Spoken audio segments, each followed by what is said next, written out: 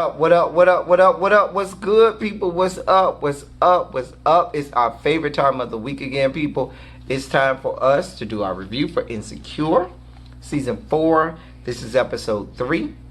And this is Low-Key Thankful. So, let's dive right in. We start off with Lawrence. Lawrence is in the mirror practicing for this interview. Now, I thought Lawrence had already, when I first saw it, I was like, don't Lawrence already have a job? We find out that, he's practicing not for an interview to get a job, but for a promotion that he's supposed to be up for, and he's supposed to interview with one of his bosses for that. And so, when he leaves the mirror, he goes in there because I don't know if they're at his house or they're at Condola's house. Anyway, they're at one of their houses. Condola has this real loud, annoying ass alarm on her phone. And he's like all bothered by the alarm. But I looked at Lawrence like, hello, Lawrence. Everybody has a loud, annoying ass alarm to help wake them up. Because that's just what you do. You have something to get you up. Hello. Anyway. And they talked about what they were going to be doing for Thanksgiving. And Lawrence really didn't have anything to do. And she talked about, she says, well, I'm having a friend's giving with me and my friends. And he was like, oh, can I come? And she was a little apprehensive at first. And she was like, I guess. You know, and I was like, well, girl.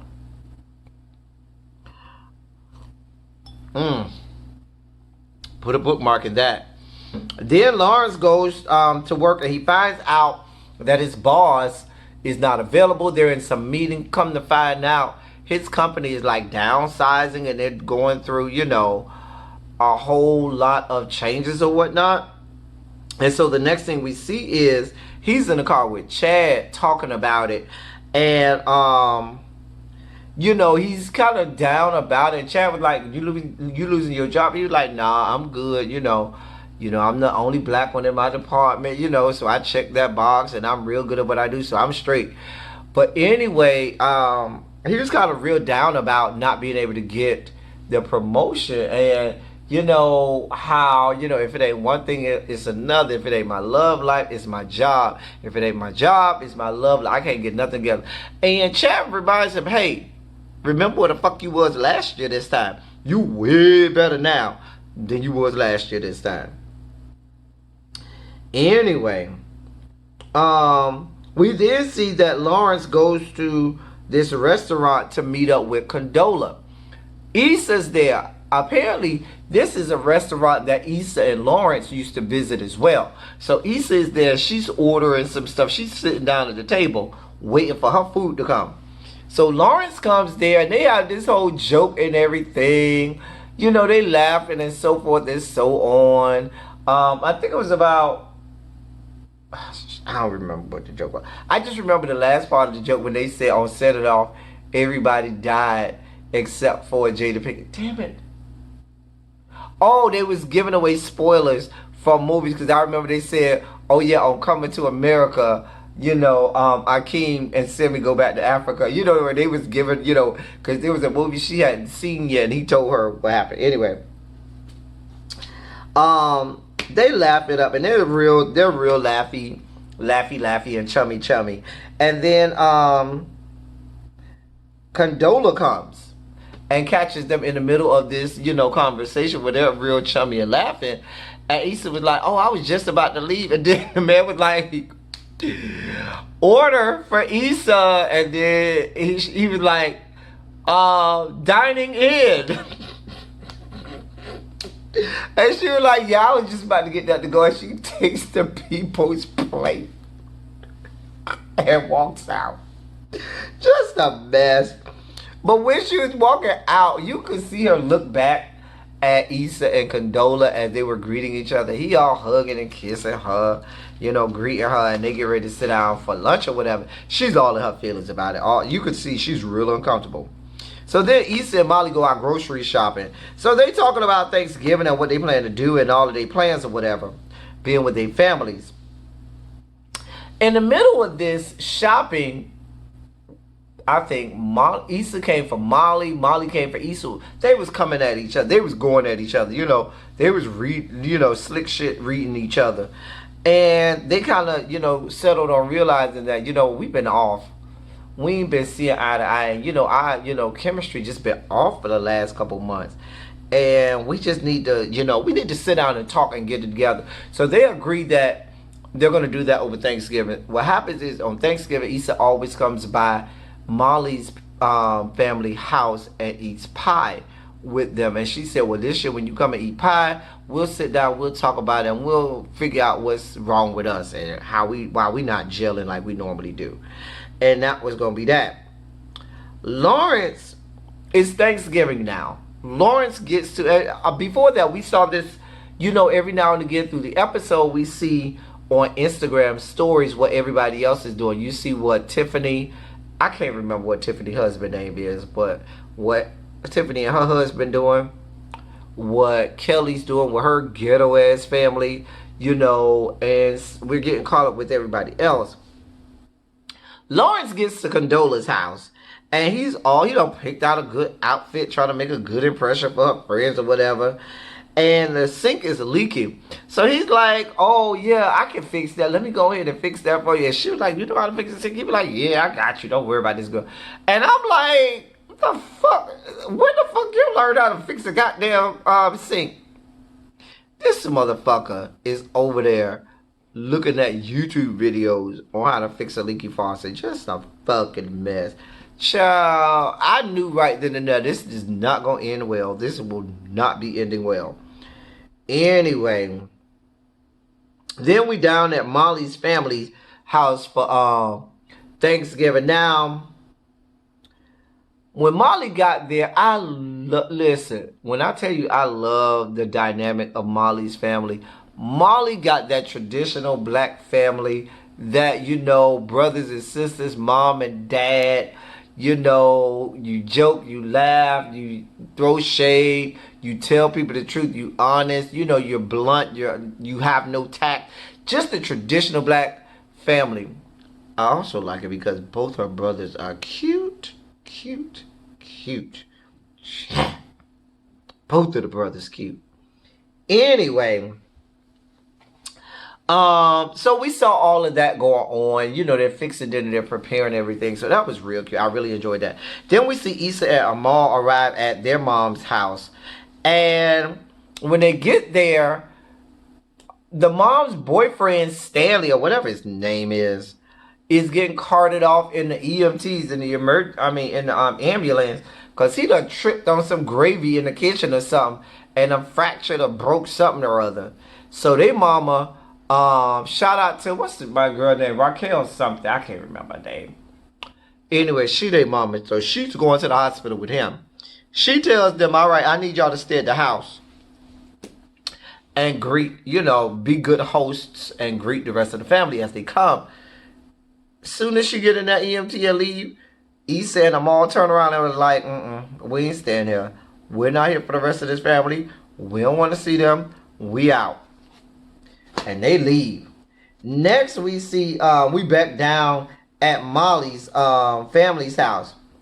Now she shows her mom, and the mom shows her the bigger brother. I don't know if he's older, but he's bigger than the other brother. The Molly's boyfriend, Drew. Asian persuasion. And she was like, oh. Brother was like, oh. It was a mess. But she tells her mom she thought about bringing him, but when she talked to Issa, Issa was like, girl, you doing too much, too early, too soon. And the mom was like, it wasn't too early, too soon. You really overthinking this.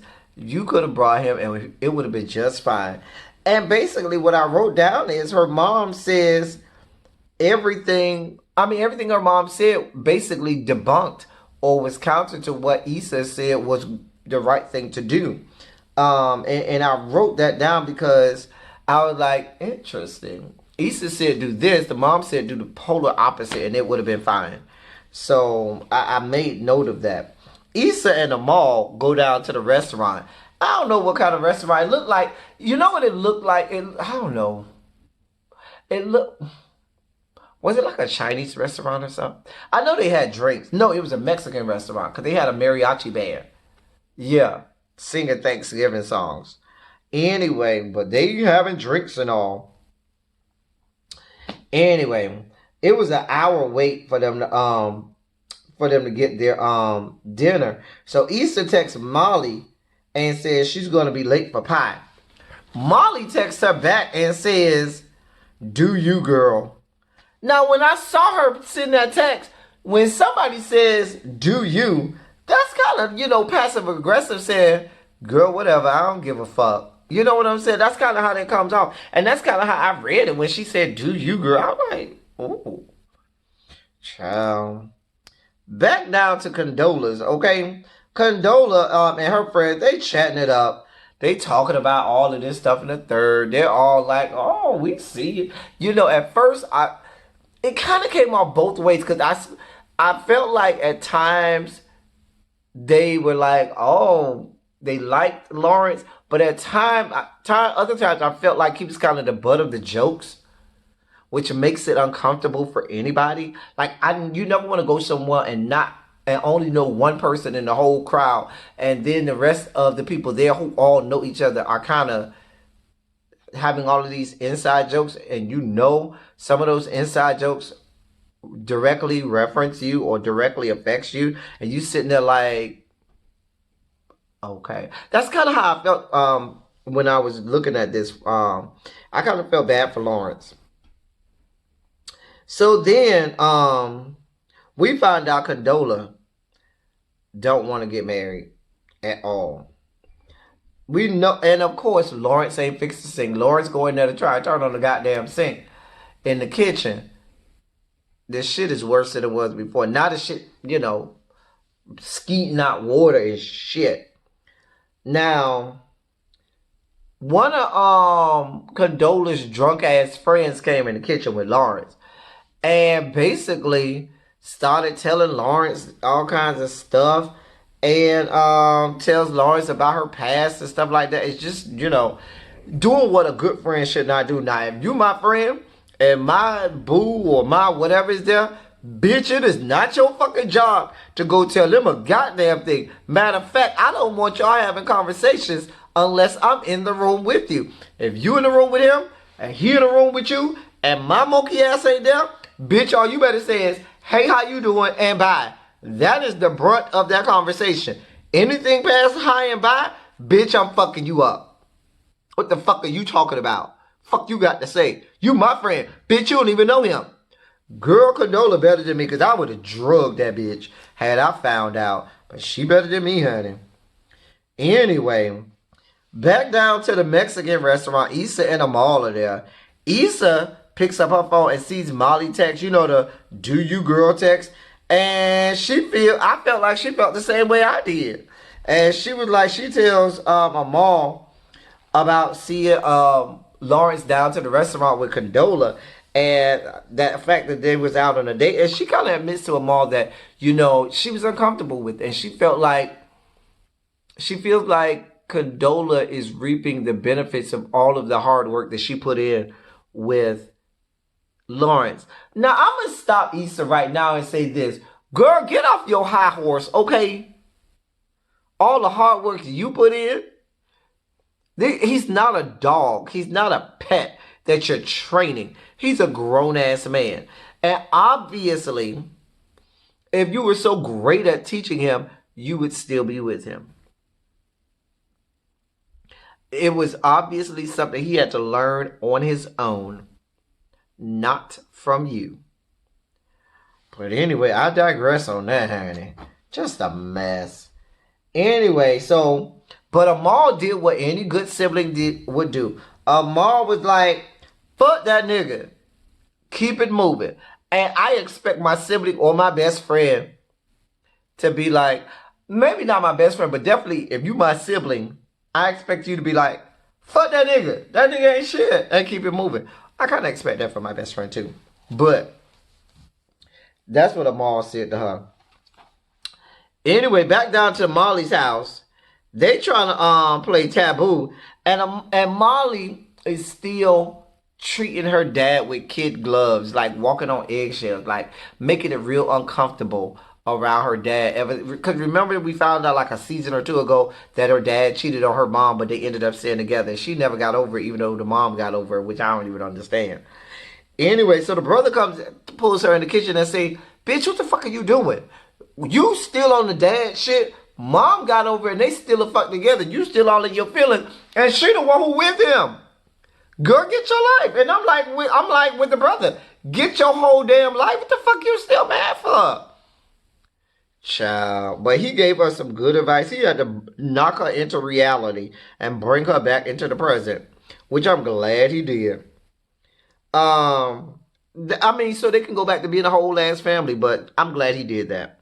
Back at Condola's, after everybody leaves, Lawrence talks to her and says, "Listen, your little drunk little friend talked to me when we was in the kitchen." And basically she said that, I ain't nothing but a fuck buddy. I need to know what that's about. And then he told her that he basically thinks she's still getting over her ex-husband. And she was like, "Well, I did just get divorced like a year and a half ago." And so he thinks that she's not over her ex-husband yet. She then tells him she don't think he's over Issa, based on how she saw them all chummy and laughy at the restaurant and stuff like that. And she asks him if Issa hadn't cheated on him, would they still be together? Which, first of all, I thought was not a fair question. Second of all, I thought it was a stupid ass question. Clearly, had Issa not cheated, they probably would still be together. They have been together 5 years. There's always some event that causes you to break off any type of relationship. Sure, it's always that one event is the straw that broke the camel's back, because there's, a buildup of things. But there is usually an event that causes okay, that's enough. So certainly, I don't think that was a fair question. And I thought it was a very stupid question, because everybody knows the answer to that. If whatever event that caused her to divorce her husband had not happened, would she still be with her husband? I think that was a really stupid question. I didn't like that question at all. I didn't think it was fair to Lawrence. I didn't think that was a fair question. I mean, but I am a card carrying member of the Lawrence Hive, so whatever. Issa drops off Amal, and he notices, that there's some friction between her and Molly, and he asks her about it. And she tries to blow it off and says, it's just regular friend shit. And we know Issa and Molly done been through stuff like this before, but this time it seems a little different. Issa texts Molly back and says she wants to reschedule their talk or reschedule the pie. And Molly was like, "Okay, girl," and kept it moving. And you can see, we're full scale into the breakup of Issa and Molly. Finally, we see Lawrence going through all of the Instagram stories of his friends. And then we see Lawrence he sees the one with Tiffany and her husband. He sees, I think he saw one with Chad, and he saw the one with Kelly, and he just laughed at those and didn't really reply.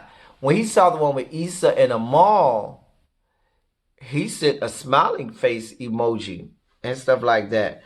And then he has this huge grin, and you could tell based on the conversation he had with Condola, coupled with Issa and him missing Issa and the Condola situation not being what he thought it was, he finna go on back to Issa. But I think we knew that eventually that would happen.